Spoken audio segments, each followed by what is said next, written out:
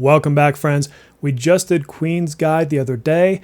Now we're back for what is basically her own personal 5-star, the resident old lady baddie, best girl in the game, Vino. So we're going to take you through her skills, we're going to take you through her gameplay, talk about if you should pull, all the good things. If you wouldn't mind a like and a follow as you come in, it would help us tremendously. I'm going to try to push for 10K by the end of the year. So let's dive into her skills. So right off the bat, let's talk about awareness, and we'll talk about her basic awareness first. So for this, she inflicts radiation on foes with elemental ailments. Radiation is an additional elemental ailment that increases nuclear damage by 15% for 2 turns. This is part of why she pairs so well with the likes of, say, Queen. It's pretty straightforward, but sometimes, honestly, that's all that you need. And then when we go into our talents, increase nuclear damage taken by foes with radiation by 15% for 2 turns, and perfect timing, increase attack by 45% of ailment accuracy. So she really wants to build this ailment accuracy stat. You're going to find that that is one of her most important or crucial stats to build into her kit. Skill 1, deal nuclear damage to one foe equal to 154% of attack. For 2 turns, decrease the target's defense by 22.5% of her ailment accuracy up to a max of 33.6, and inflict a random elemental ailment the target does not already have. So this move is particularly strong because the more that you drive your ailment accuracy up, the better this defense debuff is going to be on the target. Let's take a look at what this looks like. Take ourselves out of fast forward here, jumping into diving ray, and there we go. Pretty cool little feature there. And now you can see the radiation, you can see all these different defense debuffs kicked in. Like, this really has put a bunch onto our enemy here. So just a really good way to debilitate the opponent. All right, cutting into skill 2, we've got Blunt Edge. This is an AoE skill, deals nuclear damage to all foes equal to 67.5% of attack, has a 40% chance to inflict a random elemental ailment that the foe does not already have. Now, you're not going to use this skill that much. She, kind of like Queen, wants to be more into her single target rotation, which in this case will be skill 1 into skill 3, and then you repeat. But let's say you're in a Velvet trial and you need to knock down multiple foes that are weak to nuke. This is a great way to do that. Let's take a look.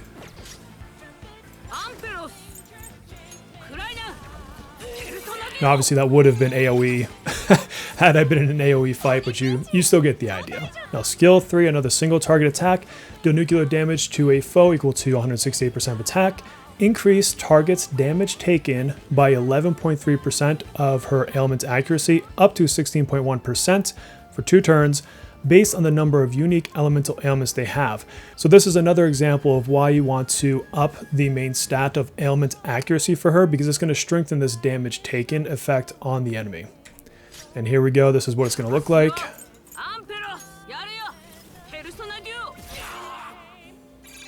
There you have it. And finally, this will leave us with our highlight, a high damaging move that is a 75% chance to inflict 2 random elemental ailments on the foe that it does not already have. So just another one that can help you pump out some extra elemental ailments if maybe the enemy is lacking and you want to get those built up. Let's take a look at this skill here. Oops. Let's actually click on the right button here.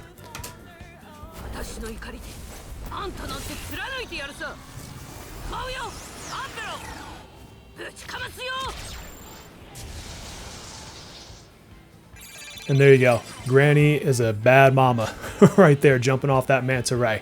Let's back out. Let's go into her actual character sheet, and we're going to start talking about her awakenings. All right, her awarenesses. We talked about the base one. Let's jump right into awareness 1.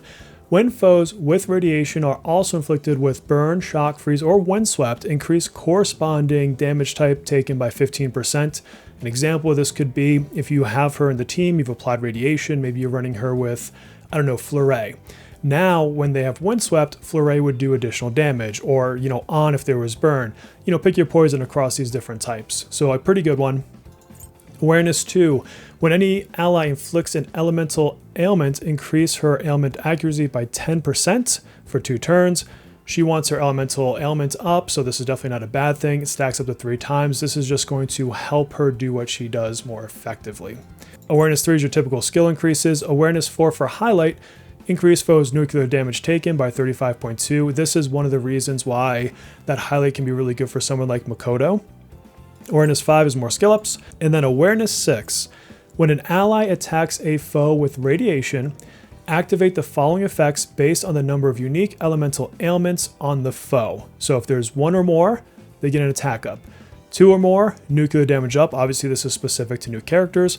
3 or more, increase pierce rate by 8%. This one's particularly nice because this is kind of like a way to penetrate through their defense. So are these good awarenesses? I would say some of them are kind of mid, but this is a 4-star character. Over time, you will eventually get her to a 6 as long as you're somewhat consistently pulling on banners.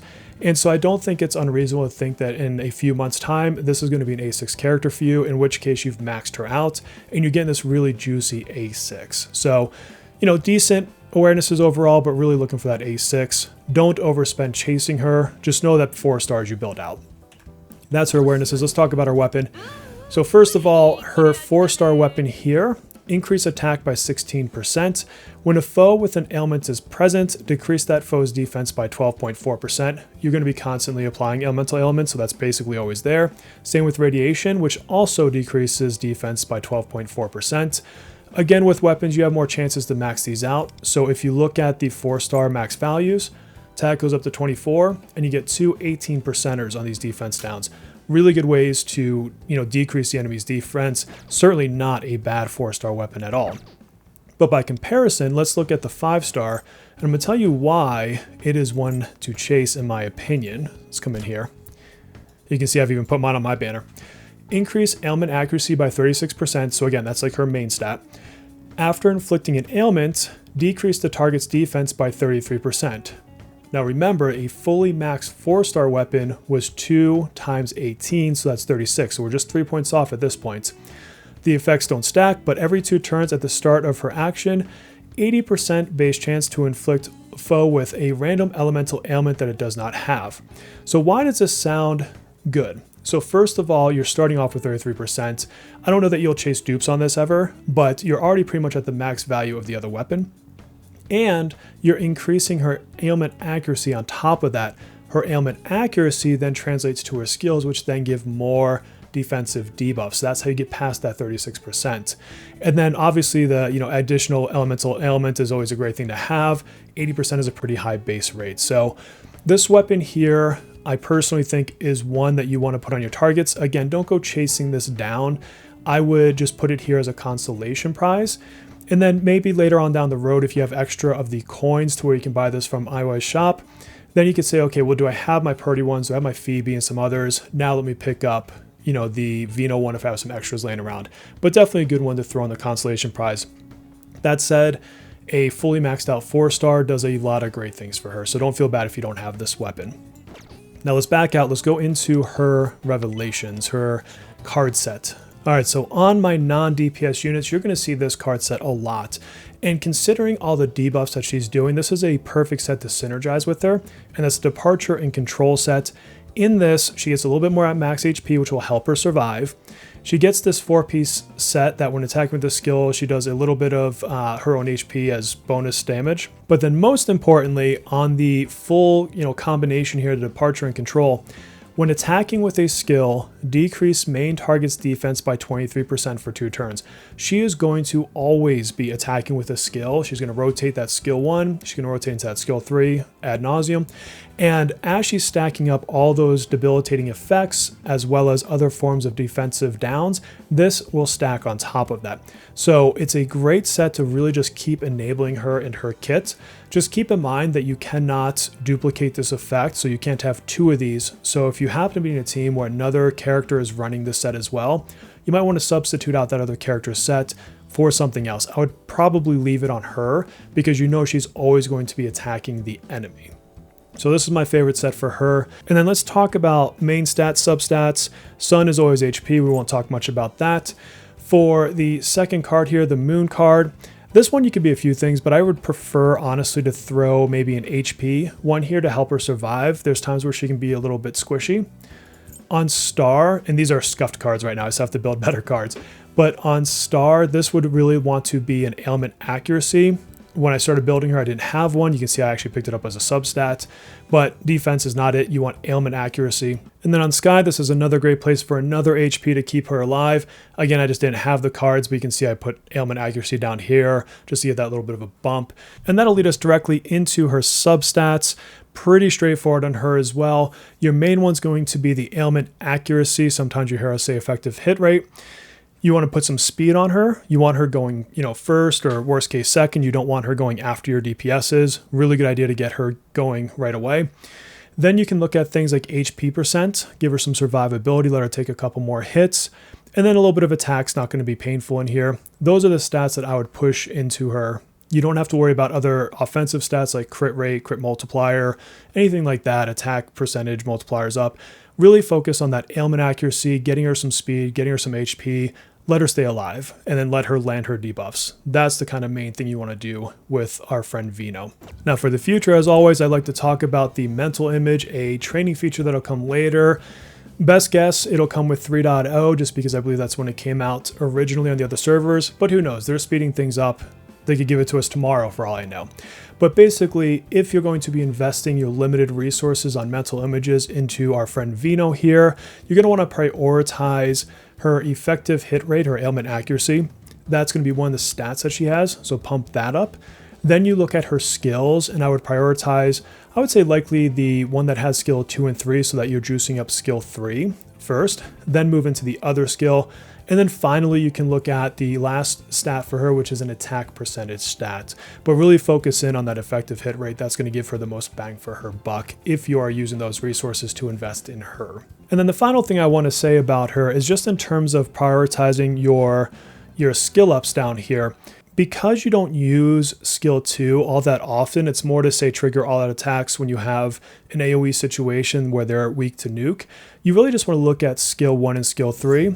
I would just alternate between these as you have the resources to do so. So, skill 1, skill 3, or start with skill 3 and go skill 1. It's not a massive difference between the two. Maybe I should have done skill 3 first. But either way, you just want to focus on these first. Then you can start looking at her, thief tactic, her highlights, and save your resources on skill 2 for now. Don't worry too much about that one. So we've covered the character, the kits, my recommendations there. What about her teams? Now, this is not a DPS unit, so you're not necessarily building a team around her, but it doesn't mean that I don't want to tell you where she can belong. So first and foremost, she is the best friend of Queen. If you have Queen, you need to have Vino, and you're going to want them to run together.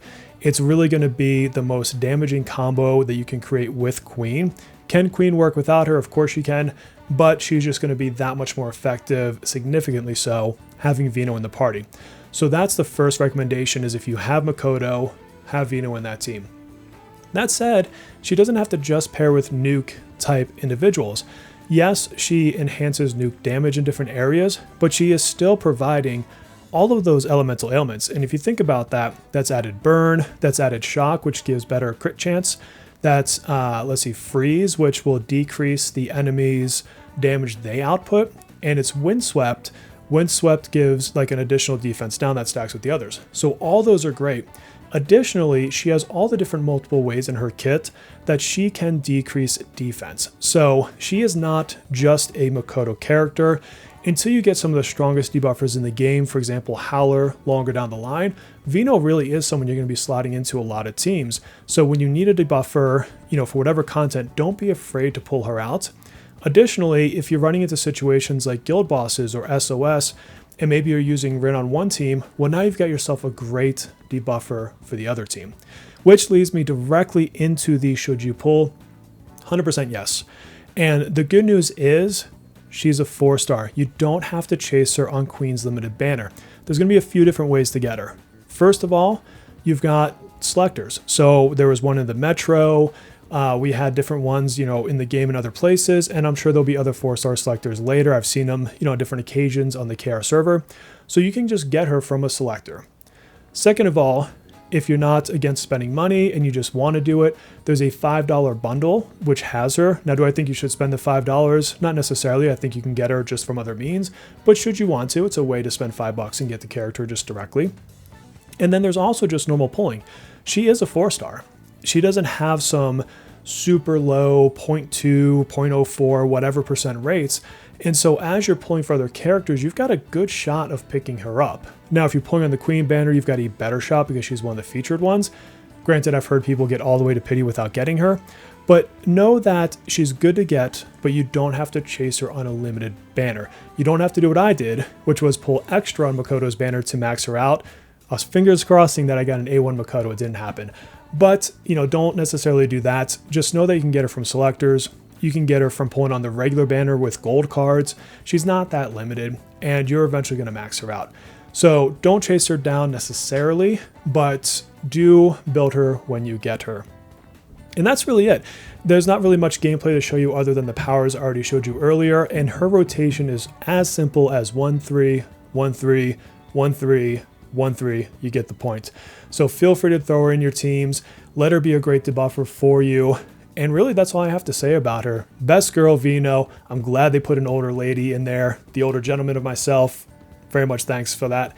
And my friends, until our next video or live stream, please take care of yourselves.